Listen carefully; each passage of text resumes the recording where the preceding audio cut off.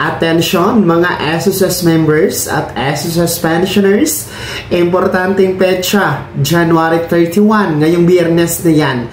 Tandaan, may magaganap. 3 bagay pag-uusapan natin sa video na ito. Hold up.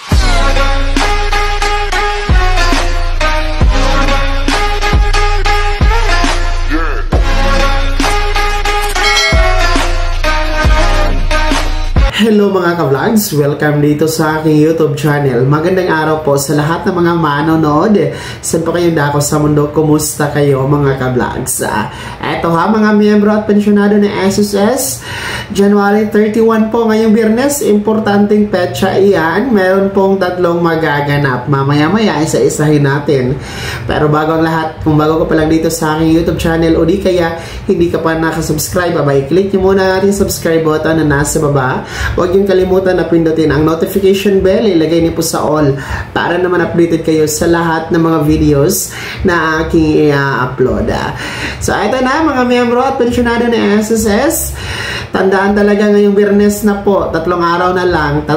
Importanteng petsa po ito, January 31. 3 po ang magaganap sa araw na iyan. Una, para po ito sa ating mga pensyonado ng SSS na meron pong buwan ng kapanganakan o birth month nitong buwan ng Enero, sapagkat ngayong Biyernes na po, January 31, ang deadline sa inyong pag-comply ng inyong annual confirmation of pensioners or SSS ACOP. So ito po yung sinasabi ng circular ni SSS 2023-013, yung may revised title na revised guidelines for annual confirmation of pensioners or SSS ACOP program. So ito po ang taonang reporting ng mga pensionado ng SSS, annual reporting tuwing birth month, para po matiyak na SSS na kayo ay buhay, lehitimo po yung tumatanggap ng pensyon buwan-buwan kay SSS, And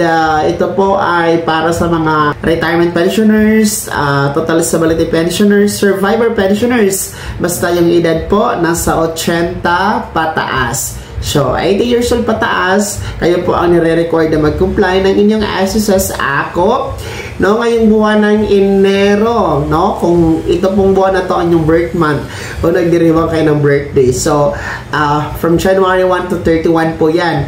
So, ngayon is nasa January 28 na tayo.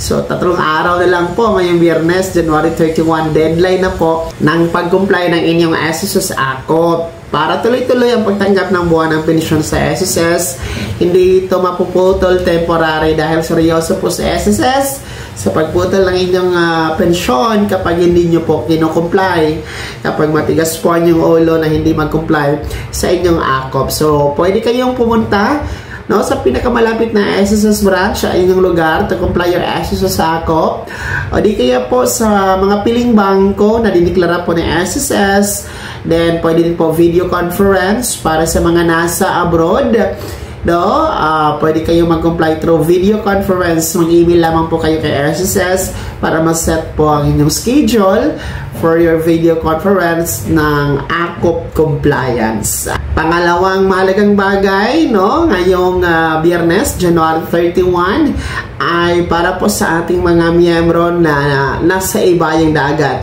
o yung mga overseas Filipino workers or OFW, Kumbaga, sa mga OFW po na hindi pa po nakapagbayad sa inyong contribution sa nagdaang taon sa mga buwan ng Oktubre, Nobyembre at Disyembre, bali 3 po yan, 3 buwan na contribution. Kung hindi nyo po nabayaran yan, ngayon January 31 po, ngayong Biyernes po ang deadline para mabayaran ninyo yan, ayon po sa advisory ng SSS, para tuloy-tuloy ang benepisyo, of course, ang protection nyo po dyan sa pagtatrabaho sa ibayong dagat, and then yung mga mahal nyo sa buhay dito sa Pilipinas, yung protection din po nila at mga benepisyo para tuloy-tuloy. So, bayaran nyo po ang inyong hindi nabayarang contribution ng Oktubre, Nobyembre at Disyembre 2024 last year. Ngayong Biyernes, deadline po yan. Punta kayo, magbayad kayo sa mga payment partners na meron si SSS siguraduhin accredited po sa SSS ang pagbabayaran ninyo na mga outlet, no, para hindi po mapunta sa mali, no, yung inyong pagbayad, mapunta talaga sa inyo, mga OFW. Pangatlo, para to sa ating mga pensyonadong kabilang po sa first batch, no, na meron pong date of contingency na 1st to 15th day of the month, no, kung yan po ang inyong araw ng kapanganakan, araw ng pagkasakit, o araw ng pagkamatay. So, date of contingency po yan. Ngayong Biyernes, January 31, ang inyong pension crediting para sa inyong February pension, dahil ang inyong original crediting date na February 1 ay natapat po sa araw ng Sabado. And ayon sa isang SSO circular, hindi po pwedeng mag-credit ng Sabado or Linggo or National Holiday, no? Ang mangyayari ay aatras sa pinaka-last working day ni SSS. And January 31 nga po ang last working day, araw ng Biyernes. So, ibig sabihin, ngayong Biyernes po, January 31, makikredit po sa inyong ATM card ang inyong February pension, mga first batch SSS pensioners, na meron pong date of contingency mula 1st to 15th day of the month. So, advance po ng isang araw, mas maaga kaysa inaasahan.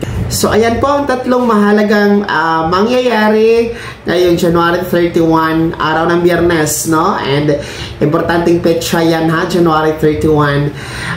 Mga SSS members and SSS pensioners, ulitin ko, una, para sa ating mga pensionadong merong birth month ngayong buwan ng Enero, i-comply nyo po inyong annual confirmation of pensioners, no, on or before January 31. Pangalawa, para sa ating mga OFW na hindi po nakapagbayad ng contribution sa buwan ng Oktubre, Nobyembre at Disyembre ng nakaraang taon, no, ngayon pong January 31 ang deadline niyan, no, sa pagbayad ng contribution. And panghuli at pangatlo ay para po sa mga pensyonadong kabilang sa first batch, abay ang inyo pong pension crediting for February, no, ay instead of February 1 magiging Biyernes po, January 31. Advance po dahil Sabado po ang February 1. So, tandaan nyo po yan, mga miyembro at pensyonado ng SSS. Kaya naman, ano po yung komento at reaction sa balitang ito, i-komento nyo na, ibahagi nyo na sa comment section na nasa baba. Bago ako magtapos sa video na to, kung gusto nyo po sumuporta sa aking YouTube channel, maaari nyo pong i-click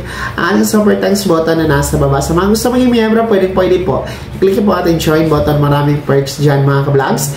Be my member now. Sana naging gabay ang video na to kahit paano na pag-uusapan natin ang mga mahalagang bagay-bagay na may kinalaman sa pagiging miyembro, beneficiaryo at pensyonado sa SSS. Kung hindi ka pa nakasubscribe dito sa aking YouTube channel, maaari nyo na i-click ang ating subscribe button na nasa baba. Huwag nyo kalimutan na pindutin ang notification bell. Ilagay nyo po sa all para naman updated kayo sa lahat ng mga videos na aking i-upload. Maaari nyo rin i-like ang video na to. Kung meron pang mga tanungan, maaari nyo i-komento sa comment section na nasa baba. Paki-follow na din po ang aking official Facebook page na nasa screen nyo. Muli po ako si Daniel Timpawan na nagsasabing dito sa aking YouTube channel, Pawang Katotohanan at lahat totoo lamang.